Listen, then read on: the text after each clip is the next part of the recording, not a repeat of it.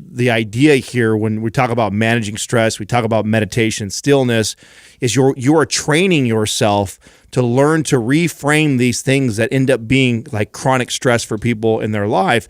If you train yourself to do that, it becomes easier and easier to be able to do that real time. You are listening to the #1 fitness, health, and entertainment podcast. This is Mind Pump. Now, in today's episode, we covered the golden rules for health and fitness. So what we did is we narrowed everything down to the 8 most important things to focus on to optimize your health and your fitness. If you don't have these things, everything else almost doesn't matter. So we talk about not overeating. We talk about eating mostly whole foods, drinking water, how to move every day. We talk about lifting heavy things. That's important. Good sleep, how to manage stress, and of course, how to be a good friend and have good relationships.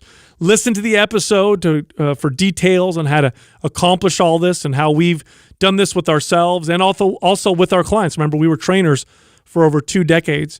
Now, this episode is brought to you by our sponsor, PRX Performance. They make some of the best workout equipment you'll find anywhere for your home.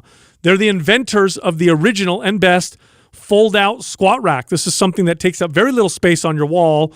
You fold it out from your wall, put it in front of you. Now you have a very stable commercial-grade squat rack, but they have much, much more. Now, because you listen to Mind Pump, you actually get a discount, 5% off all of their products. And gyms are closed right now. A lot of people are buying home equipment. PRX is full of stuff. They've got everything. Go check them out. Go to prxperformance.com/Mind Pump, and then use the code Mind Pump for 5% off. Also, all month long, we're running a promotion where we've combined multiple programs, put them in bundles for different types of people. So for December, here's what we've done. We've curated a beginner workout bundle, so with workout programs that are ideal for the beginner. We've created an intermediate workout bundle known as the Body Transformation Bundle, and we've created an advanced bundle for people who've been working out for a long time. That's called the New Year Extreme Intensity Bundle. They're also massively discounted. They contain many, many programs. Each bundle will give you close to 9 months of exercise programming or even a little more, meaning you'll sign up and you have 9 months of your workouts totally planned out for you, regardless of which level you sign up for. Go check this out, learn more information, and if you like it, sign up. By the way, all of them come with a 30-day money-back guarantee. You can find all of them at mapsdecember.com. That's MAPS December.com. So I think we should talk about just the most important rules of health and fitness. I mean, we talk a lot about other topics, specific lifts, best ways to get lean and build muscle and stuff like that. But there are foundational, rules. The golden rules. That you want to focus on that will give you 5 golden rules. There's 8 actually. Okay. There's actually 8 of them. 8 golden rules. Yeah. But it gives you that will cover most things. You know what I'm saying? I'll start with the first one. And this one, when I first became a trainer, I focused a lot more on specifics, and I didn't focus so much on the generals. And I think the general aspects of these rules are what make them so important, because they're very important rules. I like where we're going here too right now. We recently just had you responded to somebody, I think on Instagram or a forum or someone that was critiquing one of the programs, right? Because it didn't have RPE in there and it didn't have percentages of weight and this and that. And it's always interesting to me when we get something like that. It's always somebody who hasn't listened to the show very much. And I think the guy admitted that, right? I think he didn't listen to the show at all, really. He just happened to buy a program and was asking questions and critiquing.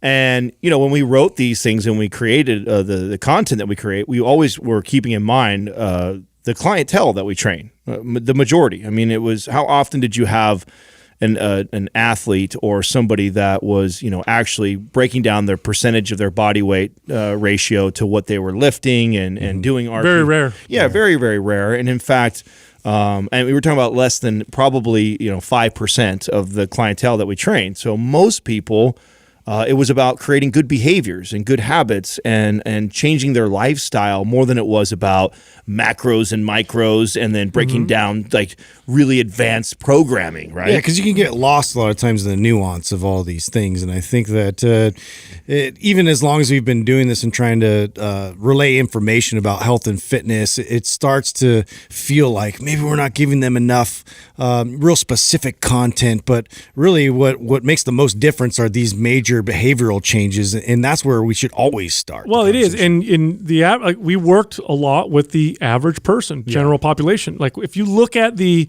average person in America, right? We are suffering from an epidemic of obesity and diabetes and chronic disease. A lot of our problems now are the results of our lifestyle, a lot of our health problems. Western medicine doesn't treat chronic health issues very well. They do great with acute issues. You have an infection, you take a medication, you break a bone, or you need an operation. It's phenomenal. But when we're dealing with illnesses due to obesity, right? Illnesses due to poor eating habits or sleep or whatever, Western medicine doesn't have lots of approaches. What we're talking about are lifestyle changes. And this is the stuff that we worked with most people. And I want to talk about the most important stuff, the stuff that really handles most of the issue. For example, I'll start. The first thing is don't overeat. Now, let me explain why that's so important. Okay, so I'm sure if you're listening, especially if you're a new listener, I'm sure you've heard, people say, "Oh, sugar's really bad for you," or certain fats are really bad for you. In the past, it was saturated fat, or processed foods. Or processed foods are really bad for you. Don't eat this, don't eat that. These are really bad for you. But here's an interesting thing: when you are not overeating, the damage a lot of these things do is dramatically reduced. In fact, there are studies with people who eat what we would consider unhealthy food. And I'm not saying that this is the way you should go, but I'm just trying to highlight how important it is just to not overeat. They've done studies with people who will eat foods that we don't generally think are healthy, but because the amount in calories are low, their cholesterol numbers and lipid profile improves. They lose weight. Insulin sensitivity improves. And markers of longevity tend to get better. So it's really, overeating is the worst thing. In fact, if you chronically overeat healthy food, you can cause yourself problems. So overeating is the big one. It's the really, really, really big one. So I think we should talk about how to help yourself or prevent yourself from overeating. Now, one of the first things that I like to talk to clients about is to kind of change your relationship with how you should feel at the end of a meal. Now, the way I was raised, my parents are Italian immigrants, and we tend to eat until we can't breathe. Yeah. And the question that gets asked around the dinner table, especially for our Sunday dinner at my mom's house, is, do you have room for more? It's like, how much more can you fit in your mouth? And so I learned this kind of eating behavior where I didn't feel done until I couldn't eat anymore. Where do you think this comes from? Do you think this comes from like the Great Depression and like not having food and like because it was so scarce at one point for our parents' generation? That was the big issue back then. It was scarce, and that was always a concern. Was maybe someday we'll wake up and we're not going to have the amount of food. They're just living off beans or living off, potatoes, wherever it was. That's a real concern. And so I think that just generations after that, that was just passed down. And because I got that too growing up, was like making sure your plate was completely clean. Like we didn't leave any food left over. You always tried to stuff it in while you had it and while it was plentiful. Oh, totally. I never noticed it as much as I notice it now having a 1-year-old, right? So, because I see, and even Katrina and I, we've had this discussion, like, she'll be like, we'll be sitting down and we'll be feeding Max, and he has portion sizes that we typically feed him, and when he's eating really good, he finishes all of it. But sometimes when his teeth hurt or he's not been that active that day, he doesn't eat as much. And I'm constantly reminding her that, listen, he'll eat if he's hungry. Mm-hmm. Like if he doesn't want any more food, like we don't have to force him. Like the doctor's fine. He says he's fine. He's not losing weight every time we check in. He's gaining weight in a healthy manner, and he's got a great body weight right now. So, if he's not hungry, he's not hungry. I bet you if he doesn't eat very much this meal, the next time we feed him, he's going to want more food. And so I think it's ingrained in our culture so much that we start to teach it to the kids so early that it just becomes a habit as they become into adulthood. I mean, I can even, again, speaking for myself, I didn't feel like I was finished with the meal until I felt stuffed. Like, okay, I'm done now with breakfast because I'm stuffed. I can't eat anymore. I'm done with lunch because I'm stuffed, or dinner. But really, here's a better alternative. Alternative is eat until you're satisfied, not until you're stuffed. Now, this is very, very different. It's very different. In fact, if you eat until you're satisfied, you'll probably end up eating about 70% or 80% of what you normally would eat. It's a different feeling, right? I'm going to eat, and then do I feel satisfied? I think I'm okay now. But you have to change that relationship with that feeling of that feeling of stuffed, that feeling of I can't eat anymore. Like if that stops becoming something that you think is positive and you think, I'm going to eat until I'm just satisfied, you'll find that you stop overeating. Now, do you guys have specific strategies that you guys would do either with yourself or with your clients to get someone to this? Because that's, just so you know, we say that, so easily, but it's not that easy. It's not an easy thing for people to get the difference of, am I satisfied right now? Am I full? You am I really have to stuffed? work at that. Yeah, that takes some practice to get an understanding of what that feels like. You really have to work on your relationship with it. Are there things that you guys would do with clients? Well, because like proteins and fats are very satiating, I tend to want to start with that food first. And that's something that I had my clients start to kind of gear their meals around, trying to consume that first, and then, the excess. And it's just one of those natural things. Like when you're satisfied, you don't feel like the need to keep consuming and keep going in a sense. So that's one strategy that I found was effective. Yeah, I think it's about becoming a little bit more aware, and slowing down helps you do that. What you'll notice is when you eat until you're stuffed, you tend to eat very quickly.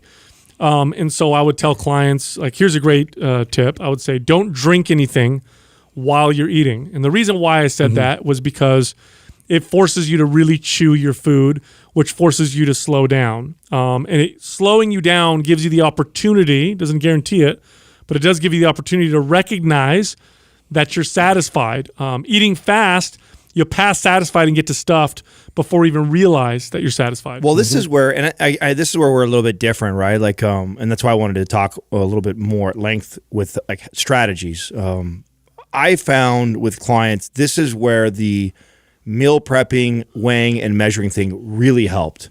Like, and I know we've debunked, eating small meals throughout the day does not speed up your metabolism. It's not better. It's not going to make you burn any more fat by doing that. But what I did like was that it portioned out meals. It forced them to prepare them, weigh, and figure out like, oh, this is what a 450 calorie meal looks like. And this is what it looks like over 4 or 5 meals in the day.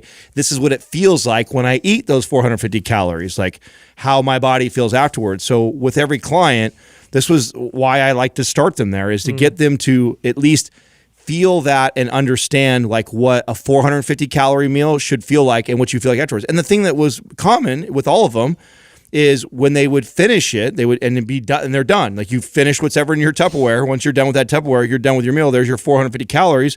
If any sort of hunger that they had leading into that meal was completely gone. And what they realized was that, that feeling of being satisfied, it really didn't take very much food to feel that satisfied. And I think most people are so distracted when they eat that they go beyond that satisfied feeling and they overstuff. Totally. There's this saying in Okinawa, and I was couldn't remember what it was or where it came from, but I pulled it up, and the saying is harahachibu, which means eat until you're 80% full. So it's kind of part of their culture. Okinawa is also known for having some of the best longevity and health. And if you think about it that way, it's like, and it does require awareness, but ask yourself this while you're eating.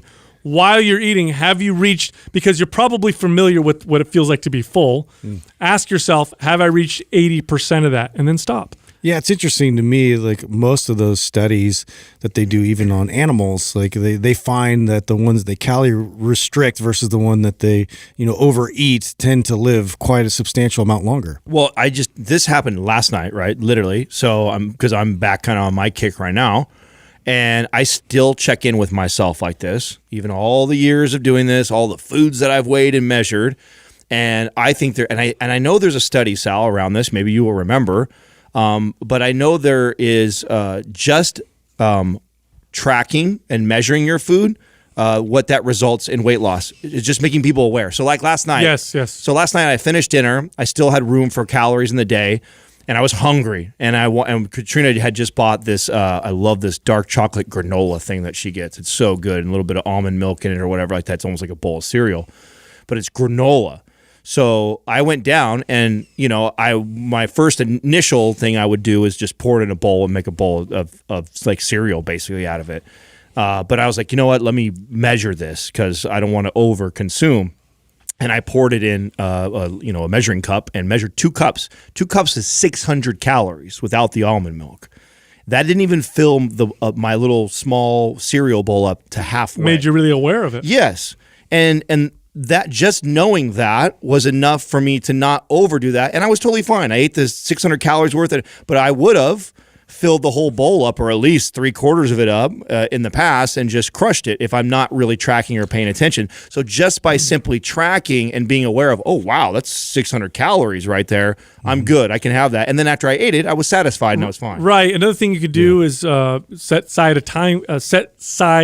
time to eat. So rather than sitting in front of the TV to eat or on your phone or while you're working, you actually sit down at a table and you eat your meal and you take your time. And that slowing down process does help bring awareness. Now, the second rule kind of helps with the first rule, and this is a big rule today, especially in modern societies. And that rule is to eat mostly whole foods. Now, why is that important? There's a couple reasons why. Number one, processed foods. So when I say whole foods, I mean foods that are basically one ingredient, right? It's like steak is steak, eggs are eggs, milk is milk. Processed foods tend to come in boxes or wrappers. They tend to be frozen. They have long shelf lives. Whole foods, number one, tend to be more nutritious. They tend to be healthier. Not always, but they tend to be. The second reason is the most important. Processed foods are designed to make you overeat. Okay, and they do a damn good job of doing that. And I love using this example. I'll do it again. For people who've listened to the podcast for a while, I've said this at least 15 times, but it's my favorite example. But a bag of Lay's potato chips, a regular large bag of Lay's potato chips, has like 5 or 6 potatoes in that bag of chips. Now, if I boiled 5 or 6 potatoes plain and put them in front of you and said, eat them all, it'd be very difficult. After like 1 or 2 for most people, you'd hit palate fatigue and you wouldn't be able to keep eating. But if I gave you that bag of chips, especially if I put you in front of the TV or a movie, most of us could eat that whole bag of potato chips. Here's the irony. That bag of potato chips has added oil on top of it. It's even more calories than the plain potatoes, and yet you eat more of it because it was designed to be hyper palatable.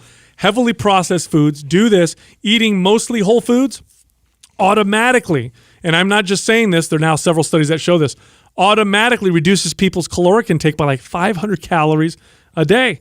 Well, we've talked many times on this podcast that, early on in our career, we made this mistake of, when I'd write a diet, I'd calculate the person's weight out, their goals, I'd ask them what foods they do like, they don't like, and then I'd write this, generic plan, follow this to a T. Towards the end of my career, it changed completely. We would look at their diet and I would ask them how they eat currently right now. And I would just look at some major offenders. It's almost always processed food, fast food that they're getting or sodas that they're drinking. And I wouldn't radically change everything. I would just slowly start to add whole foods in there in replace of those processed foods that they're eating. And it would naturally get them to lose weight. And then they don't feel like they're restricting. That's what I love about like teaching people to go in the direction of whole foods, is that if I just tell you to do that, I know what will happen from that. And there's a psychological part that is playing in your favor as a trainer that, the client doesn't feel like you're saying, no, I can't have. Because if you do you have to follow this, you can't have this, you play that I can't have thing, and that always ends up leading to binging later on. Yeah, I mean, okay, that's exactly what the studies show. They've actually done these studies and they're crossover studies, right? So they'll take groups of people, they're controlled, they're like in a lab, and then they say, and then they actually control the macros. So Both sides have similar proteins, fats, and carbs in the foods that they're eating. The only difference is one side is all processed food, the other side is whole natural foods. And then they say eat as much as you want. And then they watch the people for a while, and then they the researchers count the calories and the proteins and the fats and the carbs. Then what they do is they switch the groups and say, okay, now you guys eating the whole natural foods, you're going to be in this room with processed foods, and you who are eating processed foods are going to be in the whole natural group or room. And it's about 500 to 600 calories with a difference. It literally, here's the deal: when food manufacturers are making processed food, the number one priority with these manufacturers, most of the research and development goes into making this food as palatable and addictive as possible, okay? Because that's what sells food. That's what we end up buying a lot of. They want you to consume it, and they want you to consume it quickly. I mean, it kind of goes back a little bit to your point about eating slow. The digestive process, it benefits from fibers. It benefits from a lot of these things nature already gives us when the food is balanced and it's already, coming from real natural, food choices to where your stomach's going to have to work through and get to the nutrients and digest all of it versus like a simple sugar or something you're just going to consume at a rapid pace and you're looking for the next fix. Actually, in those same studies, they found that when people ate processed foods, they ate something like 30% faster on top of it. So really it enforces this or encourages this kind of binge, speed, overeat and that's just behavior. Society in general. I mean, we're just drawn towards like quicker, faster options, and we just need to kind of pull the reins back. Well, and I like that we've titled this golden rule here as eat mostly whole foods. Right. The reality that you live in the real world, don't you?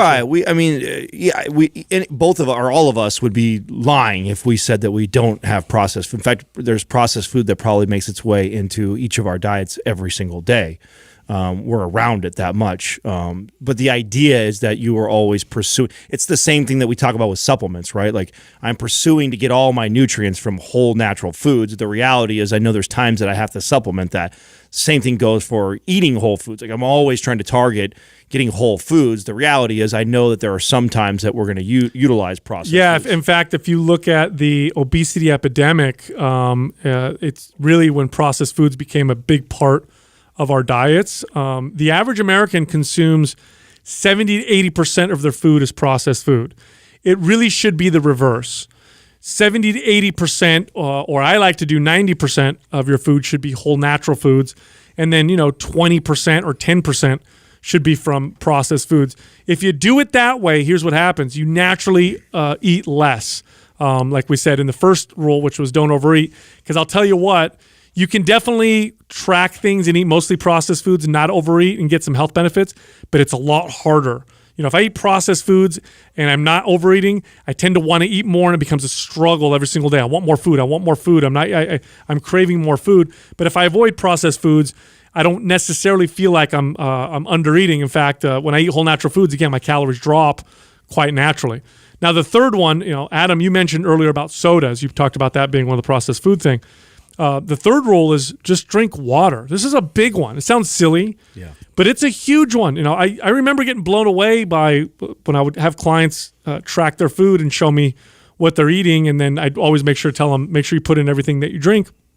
It was hundreds of calories a day in beverages, which, I'll tell you what, 500 calories worth of food requires some work to eat and some time. 500 calories a drink, I mean, that's gone in 5 seconds out. Yeah. And I don't even feel like I ate anything. Mm-hmm. It makes up, it's such a big, easy thing to change out, to cut calories. Just drink water. It makes a huge difference. Yeah, and it's interesting. This was a game changer, just pointing that out with a lot of clients is why don't you just focus on just drinking water and not anything else that's going to give you any kind of flavor. I know a lot of times it's actually really hard and challenging for people to not just seek flavor. Everything we have available to us is always selling us on the flavor of it and the experience of it being this like flavor explosion in your mouth. And everybody like always highlights that because it definitely, I mean, it's like a reward your body's getting from a lot of these flavors, but to focus more on just being hydrated and feel like you don't have fatigue and all these like benefits of being hydrated is going to make a massive dent. You guys ever get clients that tell you that water's boring? Yeah. Yeah. I don't like the taste of water. I got that all the time. Yeah. If you're listening and this is you, if you don't like the taste of water, you've actually, because remember, water is essential for life. So if you don't like the taste That's of like water, saying sleep is boring. right? Exactly. Like, I don't like sleeping. It's boring. There's nothing to do. You've actually trained yourself to the point where you need to have, like Justin was saying earlier, flavor all the time. By the way, artificially sweetened 0-calorie beverages, also remove those because those encourage you to overeat. Water doesn't do that. In fact, water does the opposite. If you are well hydrated, you'll find that you're actually eating less. If you drink a lot of flavored beverages, including 0-calorie artificially flavored beverages, you'll find that you overeat. Well, I told you that was one of the things that got me to kick the Diet Cokes, right? So I thought it was really interesting. This was I don't know, a while back when we were talking about this. And you brought up, what I'll just do is I have a regular Coke and then I just account for the calories. And because you account for the calories, you drink less of it, right? Where because I knew if I allowed Diet Coke, what I noticed is this. I haven't had one in a long time, but let's say I decided to have one today. I'd have one today, and then another 2 days would go by, then I'd probably have another one. And so now I've got a week where I've had 2 of them. Then I'd have a week where I have 3 of them. Then I'd have a week where I had them every day. And then before you know it, I'd have 2 in a day. And real quickly, I found myself craving more and more. And real quickly, I found myself justifying having another one because it's 0 calories.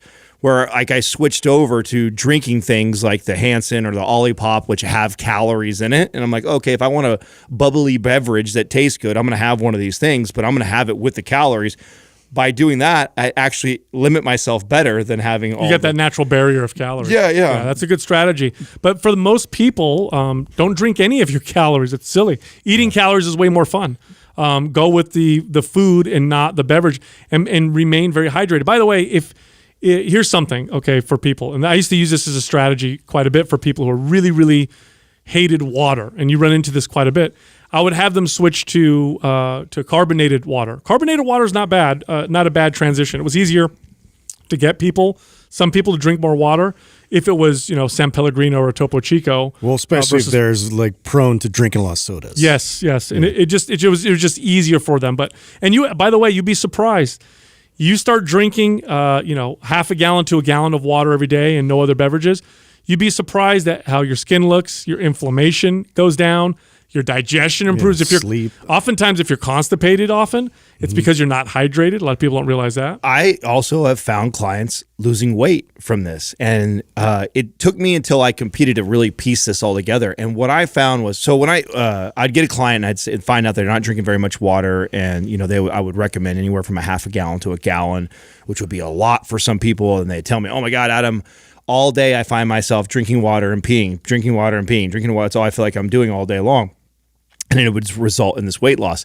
It didn't really connect completely for me or all the way line until I started competing and having to push, gallons of water every day. What I found was when I was in a calorie deficit and hungry, keeping my mouth busy drinking, and then the amount that I'd have to go pee and get up and go walk and pee, just the extra movement from that and keeping my mouth busy with drinking water kept me from wanting to eat or doing anything else. As a result of that, I was able to lean out.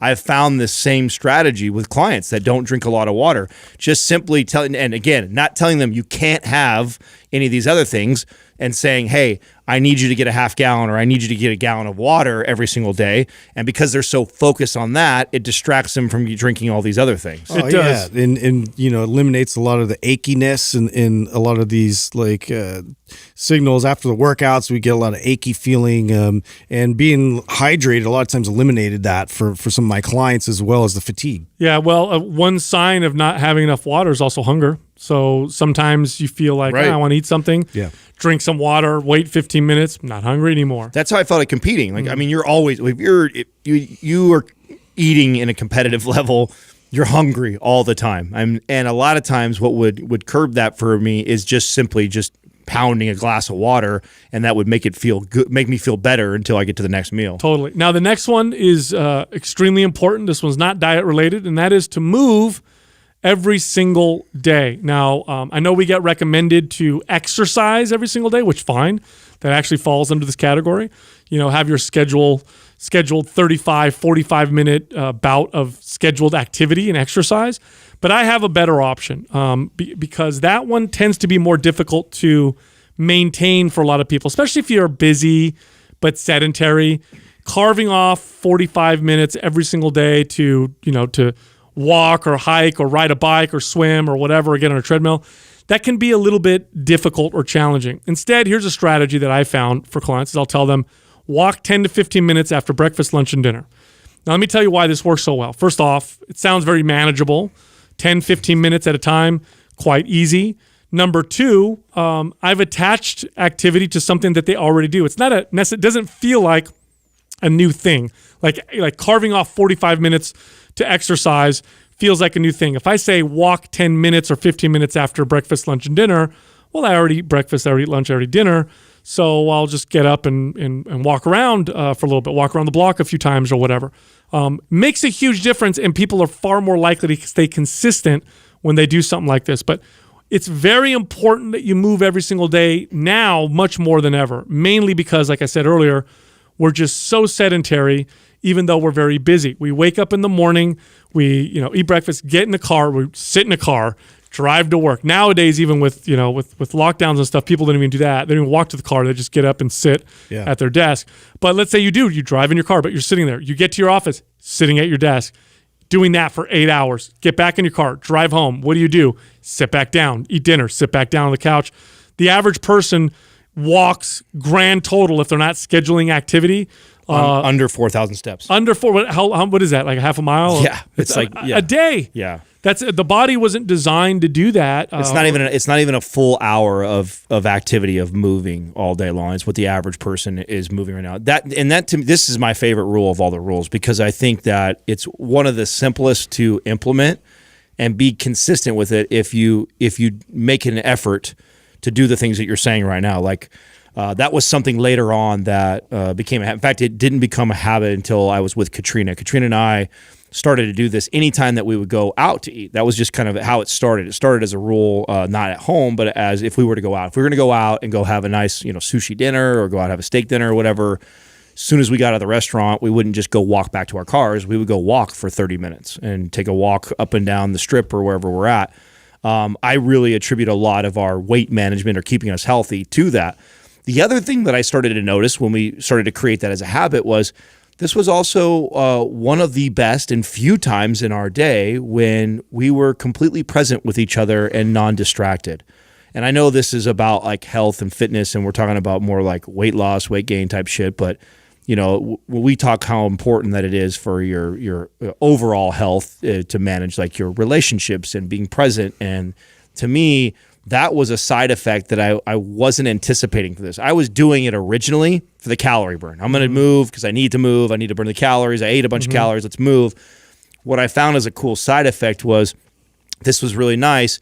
Here I have this hour walk with my partner, and we would not have our cell phones on us. We wouldn't have any distractions around us, and we were just enjoying the day and having great conversation.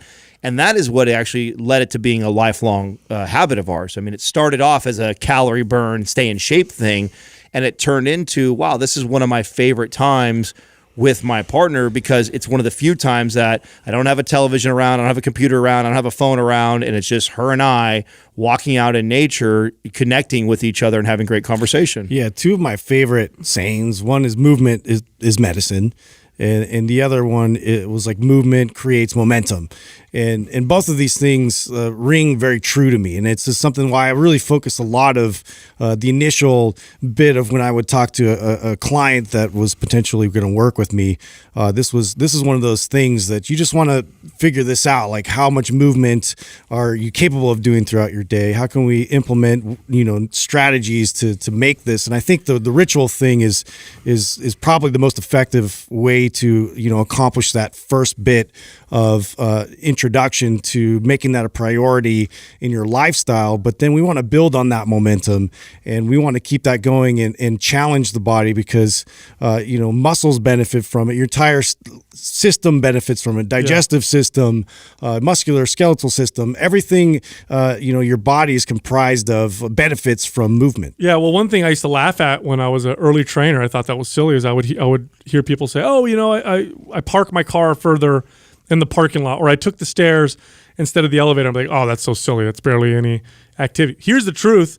That stuff makes a big difference over time. If you do it every single day, if every single day if instead of taking the elevator up 3 to the 3rd floor, you take the stairs.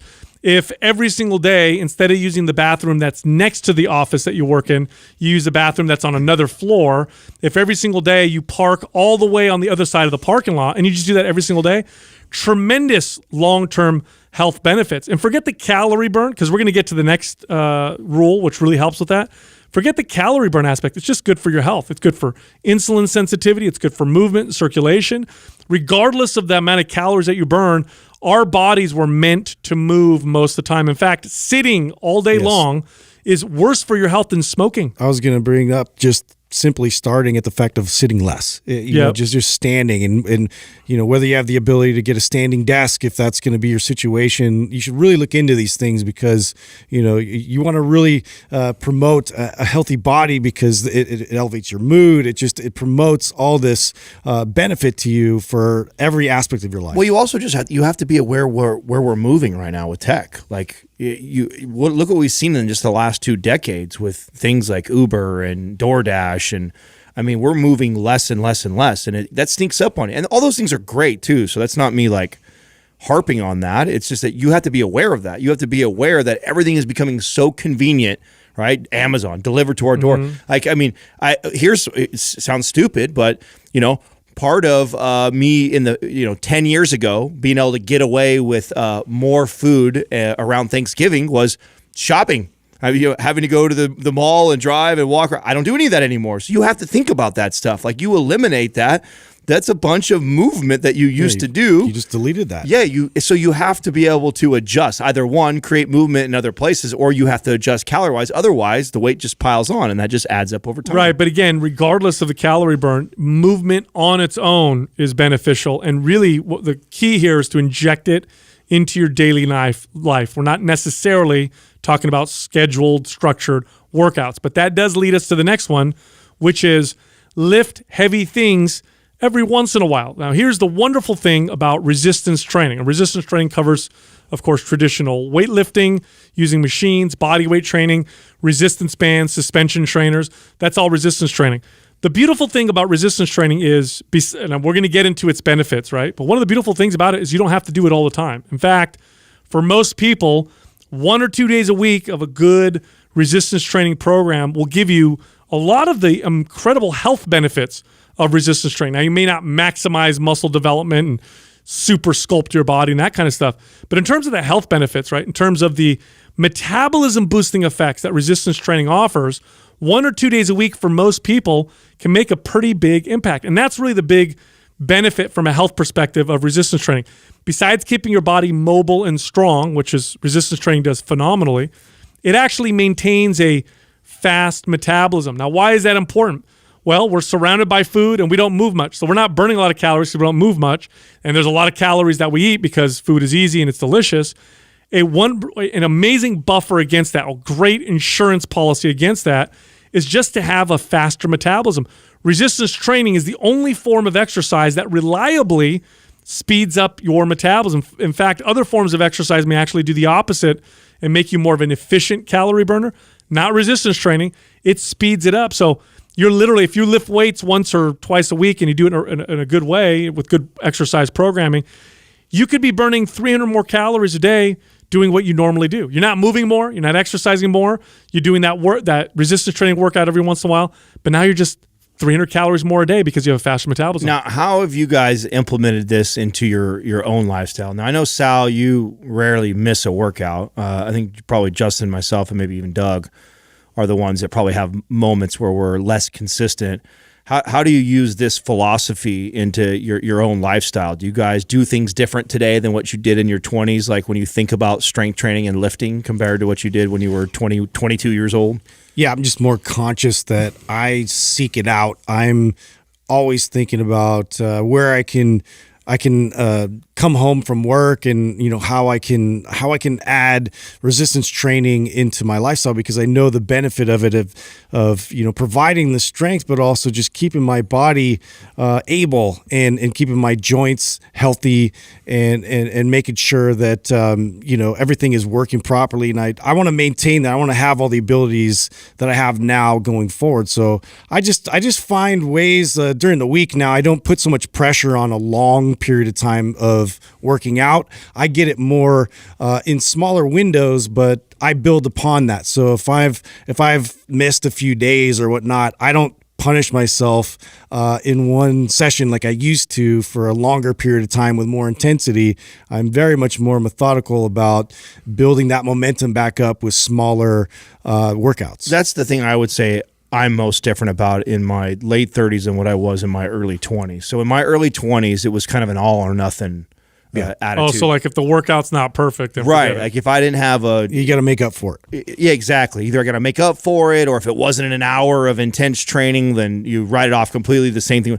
Where a lot of times I will spend the entire time in the gym just squatting, or just Turkish get up, or just the overhead press. Like if I haven't lifted in a while and I'm just not feeling like a 50-minute or hour long, training session, the old young version of me would just write it off because I'm not in the mood to get after it. And I would think that, if I don't get after it, I'm not making any progress. Where today I'm different. Like I live by this philosophy of just make sure I lift heavy things every once in a while. Like there's the major lifts. I want to be strong in them. And even if it just means I'm going to go bench for the day, I'm going to go do that. And I wouldn't do that in the past. And that is something that I do now today. I think older and wiser version of me than I did in my early 20s. Yeah, I mean, personally, I very consistent with it, but I never trained a client. I don't want to say never. I almost never trained a client more than 2 or 3 days a week of resistance training. In fact, 90% of my clients that I trained in my career, my most successful clients, they did resistance training 2 days a week. Okay, I had another chunk of clients that would train resistance training once a week. These were people that were just interested in longevity and health, and they did a lot of other activity on their own, whether it was hiking or cycling or swimming. And they'd come see me once a week, and we would do a traditional resistance training workout once a week. Again, the beauty of resistance training is you don't have to do it all the time to get the health benefits. Now, of course, you can get more and more advanced and build more muscle and do all that kind of stuff. But if you want the health benefits of resistance training, a couple days a week of a good structured routine will give you the metabolism boosting effects. You'll get the mobility effects, the strength effects. You'll get the insulin sensitivity effects, the testosterone boosting and men effects, the hormone balancing and women effects of resistance training. You don't need to do a whole ton. And if you just move every day, like we said earlier, you'll get great benefits, but you still need to lift heavy stuff, because lifting heavy stuff is what makes you strong. It's what gives your body a reason to have muscle and strength. Now, the next one, this one's one, Adam, you're talking about becoming wiser. This one took me a long time to figure out, and that is to sleep well. I almost never prioritize good sleep. In fact, I took pride in seeing how little sleep I could get and how little sleep I can get away with. This is a big one. In fact, studies are pretty conclusive. Sleep is as important for your health as diet and activity. In fact, if your sleep is really bad, it can actually impact your health more acutely in a negative way than your diet. I mean, you can get away with a terrible diet for a month. You can't. So you have really, really bad sleep for a month. You can develop some pretty bad chronic illnesses. Sleep is extremely important. Well, I remember. I wish I remember who it was, but I do remember the first time it was said to me, and I was like, "Oh shit, that's powerful," and I never thought of it this way. And once I had realized the importance of sleep, the next thing was like, okay, it's important. I know I've read the studies. I get it. I don't put a lot of effort into it. I remember someone saying to me that, think about the way you get up every single morning, right? Like, and they asked me like, what's your morning routine? Oh, I do this, I brush my teeth, I shower, I read something, I eat, and then I, head out the door or whatever, I have a cup of coffee, whatever. And then they asked me, well, what does your night routine look like? And I'm like, I don't really have a night routine. Sometimes I go to bed this time, sometimes, and they're like, yeah, exactly. If you understand how important sleep is, right? and you don't put any effort whatsoever in a routine to get you ready for it, like how are you ever going to be successful at it? And I remember that like aha moment of, oh wow, I'd never thought of it like that. Like I just don't treat it like that. I just wait until I'm tired and exhausted and then I crash, and many times I'm staring at a phone or on a computer or watching TV.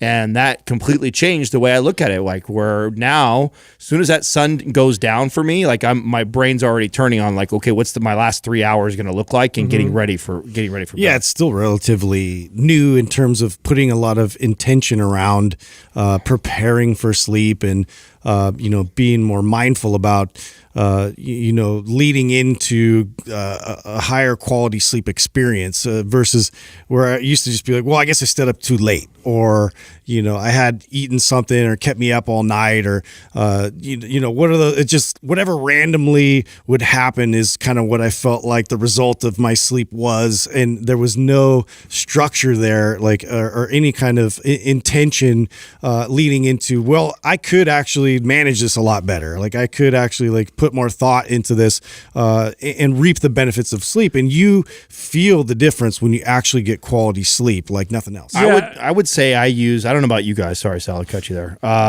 I would say I use more of our partners and sponsors or more products and things to assist me here than anything else that I do. So like more consistently. Yeah, exactly. Yeah. Like, I mean, you look at like the Ooler, the Felix Grays, the Ned Sleep, these are all partners that we have. And the sleep thing has been one of the hardest things for me to get really good at. And I would say that I've used aids to help to get this like routine together more than anything else. I'd Felix Gray, blue blockers, all these things. Well, I mean, we treat, especially us fitness fanatics, right? We treat our workouts sacred. Like, okay, I gotta, do my mobility before and have my pre-workout or my coffee and get ready, and I know my structured workout. But then when it comes to sleep, it's like, I'll just turn the lights off and hit the pillow and then expect to have close my eyes. Phenomenal sleep. But it doesn't work that way. And here's the thing: if you've been having bad sleep for long enough, you don't know the difference. Here's the crazy thing: when I would work with clients and I would talk to them about this, and they would change it, they'd come to me and be like, "I had no idea that I felt the way I did. I was just used to having bad sleep." It's as easy as this for a lot of people. Not for some people, but for a lot of people, it's as easy as this. Make sure you give yourself 8 hours. So go to bed at a time and wake up at a time to where it gives you at least 8 hours. So that's number one. Number two, have a sleep routine. Adams was alluding to that earlier. 1 to 2 hours before bed, put on blue light blocking glasses if you're going to walk around with electronics on, lights on, you're going to watch TV or whatever. That makes a big difference. Wind down. Avoid stimulating, stressful articles or news things. So if you're stressed out about politics or COVID or whatever, save that for the morning. Don't do that right before bed. Or just don't look at it at all. That's the best thing. Drink some chamomile tea. Kind of turn the lights down a little bit, like you're preparing yourself for sleep, just like if you're warming up for a workout. And it's actually quite nice when you start to do this. The whole family starts to wind down. We dim the lights. Next thing you know, my kids are going to bed a little bit better. I get better sleep. It's as easy as that. Start doing that, and you'll find that you'll get some tremendous benefits, because poor sleep is very detrimental to health. I mean, I just read a recent study that showed that people who got less than 7 hours of sleep a night chronically, so just a little less than ideal, had a 40% increase in heart disease risk. Wow. So it makes that big of a difference. And sleep is one of the best stress relievers that there is around. In fact, we tend to know this naturally. If we get overstressed over long periods of time, you'll find that you'll want to sleep more. Sleep is a great stress manager, which brings us to the next one, which is to manage your stress. Stress is an interesting one. It's you don't want to get rid of stress. I mean, exercise is a stress on the body. You want to be able to manage stress. And people ask me, like, what does that mean, manage stress? Does that mean that I make stressful situations less stressful? That's part of it. That has to do with mindset. I'll tell a story that kind of illustrates that a little bit. It was maybe a month ago. I was coming home, and my garage is separate from the house. I have to walk through this little back area, and I'm walking through, and I smell gas, and I'm like, "What is that? What does that smell?" And so I said, "Okay, I better call PG&E. This is the gas company here in California, because if you smell gas, it's a good idea to call them just to double check." Well, they came. Lo and behold, there was a small gas leak on the side there. So they turned off all the gas to the house. So I had no gas to the house. Okay, so the next morning, I wake up, and because I have no gas, I have no hot water. So I take a freezing cold shower, and I'm just pissed off, right? Because it's freezing and cold. And I walk out of the shower, and I'm hemming and hawing and, pissed off about it being cold. And Jessica was there, my wife, and she starts giggling. I'm like, what's so funny? And she goes, why are you so mad taking a cold shower? She goes, sometimes you do that on purpose for health reasons. And I thought, yeah, you know what the difference is? The difference is I choose to do it. Reframing. Versus I feel like I'm forced to take this cold shower. So you can do that with a lot of things in your life to make them feel less stressful, is to reframe the situation. You're stuck in traffic. Oh my gosh, I'm stuck. Let me listen to that really cool podcast or that book, giving me that opportunity. Let me get on the phone call and call that person I haven't called. Reframing stressful situations can do that. Now, here's the other thing I want to comment on that is I think it was a game changer for me, is when you have stressful stuff happen, balance it out with stuff that relieves stress. So it's like I had a really stressful day. Mm-hmm. This is a good day for me to go do a walk, which I personally find to be stress relieving, or watch a funny movie, which I find to personally be stress relieving. That's one of the ways that I try to balance it out. Well, this is the real power behind meditation, or just practicing stillness, right? Mm-hmm. And I get this, like when I talk to somebody about this, like, how do you meditate? And it's kind of a weird question to try and answer it. One of the best ways that I have found for me is that is a moment where I'm completely still, and I am processing all the things that's happening in my life currently, and I'm practicing reframing them. Mm-hmm. I am looking at the things that at that moment when I go into that stillness or that meditation, I'm thinking about all the things that I'm frustrated at. Oh, I'm frustrated because of this going on at work. Oh, I'm frustrated with this. And instead of being frustrated about it, I'm looking at the silver lining in all those situations and reframing it. Just like the example you gave, this is where I find meditation to be very powerful. Now, to each their own, if you do it and you use it for other things. But for me, that's how I've learned to use it. It doesn't have to be this, I'm sitting, Indian style with my hands in a prayer situation, and I have like crazy lights on or in the dark or whatever like that. It just literally is a moment of stillness, thinking about my day, thinking about the things that at that moment I think are stressful or I think are so bad, and finding the silver lining or finding the opportunity for growth in all those things that can really change the way your body perceives that stress. I've gotten a lot better about writing things down and really reflecting and doing sort of an inventory on my day and things that would potentially be stressful or things that I carry with me. And I just think that, and I release these things. It's if I can't get it to it today, I'm going to get to it eventually. And I just keep it there in front of me, so it's not something that will spin me out. It's something that I'm carrying with me. I think it's just a healthy thing. However you can do this in terms of relieving yourself of your mind at night, especially when things start to spin and stress kind of lingers on, and you carry that with you into the next day. You just want to make sure it's like out in the open, and also one thing that helped with me for that to be able to kind of notch to counter a lot of these things on my list was to write down what I am grateful for and what things are going well, and really see a lot of the times it way overpowers anything that I am really like upset about it and stressful about. Well, the more that you practice this, the easier it becomes to do it in real time too, right? So I've shared this before, that this is like my self-awareness, where it came from. It started off at nighttime, laying in bed and reflecting on my day. And then from years of practicing that, it became more real time. Mm-hmm. And Sal's talked about this before, right? You share your dishwashing example, right? Mm-hmm. There's a good example. Something that as a kid you looked at as a chore, and oh my God, I have to wash dishes. You've learned to reframe that as, oh wow, it's an opportunity for me to put some music on, or to be totally mindful and present and think about my day and all the things I'm grateful for. And so I think that's the idea here when we talk about managing stress, we talk about meditation, stillness, is you are training yourself to learn to reframe these things that end up being like chronic stress for people in their life. If you train yourself to do that, it becomes easier and easier to be able to do that real time. So when the stress hits you, because it's inevitable, right? Nobody's going to avoid shit. Shit happens in everybody's life. But what you do with that is everything, and how you respond to it is everything. Right. And here's the one more thing, and this is just a fact, that laughter is one of the best stress relievers there is around. It really is. In fact, and I remember I watched this video on it, and it was hilarious, literally, because the guy said, pretend laugh right now, fake laugh right now, and then you'll find yourself laugh for real. And if you're listening to the podcast, try it out. Start laughing like you're pretend laughing, and what you'll find is you'll actually start to laugh for real. This is a great thing to do when you're feeling really stressed out, is to find something funny or to make yourself laugh. It's why they say it cuts the stress in a room or the tension in a room, is to crack a joke or whatever. Mm-hmm. Laughter this is probably why it exists in the first place, is something that we do as humans. It's a great stress reliever. So if you find yourself real stressed out, do something funny or something fun. It's a great way to kind of balance it out. Mm-hmm. Now, the last one I think is one of the most important ones, and we listed it as be a good friend. Now, the reason why it says be a good friend is because really what it means is have good relationships with the people around you. But I think we put so much on other people in the sense of the good relationship has to do with the person that I'm having the relationship with. Mm-hmm. Oftentimes when you're a good friend, good friends find you. If you're the good person and the good friend, I don't mean people take advantage of you, but I mean in a genuine way.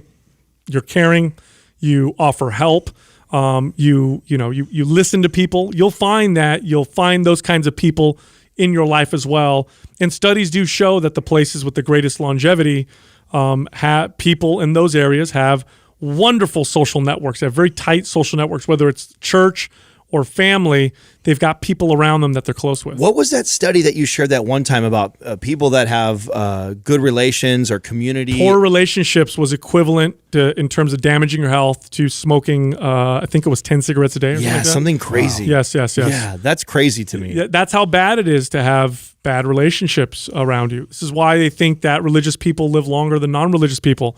The scientific community believes it's because of the how religious communities tend to have these kind of networks and relationships, and they think that's what may be contributing to the longevity. I'm sure the religious people think it's because they're favored. Community was always a big factor in all the blue zones and all those things, and it's really an important thing too with purpose, even for your own purpose that you find every day, which really guides a lot of people's lives. And I think pouring that into other people is a big part of that. And to be able to have community, you also have to give of yourself in order to receive. So I think it's important, though, if we're going to talk about friends and community, I think it's also important that you evaluate your circle too, because many times we are drawn to people that feed our insecurities and the issues that we're still dealing with from childhood or whatever, and that can really just fuel the toxicity, right? And not really help you grow or move through or manage stress better. So. Like if you're trying to avoid drinking alcohol and the friends that you have, the way you bond, the only way you bond is through alcohol. You may need to reevaluate why you're friends with them in the first place. Yeah, or if you have, for me, I had friends that I was really close with since we were high school kids. And in high school, we were all into sports and really competitive. And that was what we shared in common as kids. Then we grew to be adults and we're very different. But that competitiveness stayed in us, and we became that way in life. And instead of being supportive of each other and lifting each other up and being happy when the other one was successful, it was always trying to put the other one down or one up the other one. And that can be a really unhealthy circle to be a part of. And a lot of times people get stuck because they're in circles like that. Yep. Yeah. It just feels good, genuinely feels good, to be a good person to someone else for the sake of being a good person. So what I mean by that, because when I say like be a good friend or do good things, don't do it with the intention of receiving anything back. That's the wrong reason to do it. You don't get the same benefit. Like if I go out of my way to do something nice to Justin and I'm thinking to myself, I'm doing this because I want him to be nice back or I want something back from him, I'm not going to get the same value as me doing it because of just the act itself. The act itself is what I value. The fact that I'm being good, being nice to you, and then I'm done and I expect nothing. And then if he does do something nice to me back, what a wonderful, cherry on top of the sundae. It's a nice extra. But I find being a good friend is how you find good friends. Being a good friend is how you also find when you have bad friends, oftentimes. Mm-hmm. Look, Mind Pump is recorded on video as well as audio. Come find us on YouTube, Mind Pump Podcast. You can also find us on social media. Find us on Instagram. You can find Justin at Mind Pump Justin, me at Mind Pump Sal, Adam at Mind Pump Adam, and Doug, the producer, at Mind Pump Doug. And I'm going to be their dad for the rest of their lives. It's a long relationship. Same thing with fitness. There's going to be times when you love working out and it's great. Don't fall in love with that feeling, because it's going to be very hard to stay consistent when those normal times when working out isn't as great, when it kind of sucks, when you're not as strong, when you're not feeling great.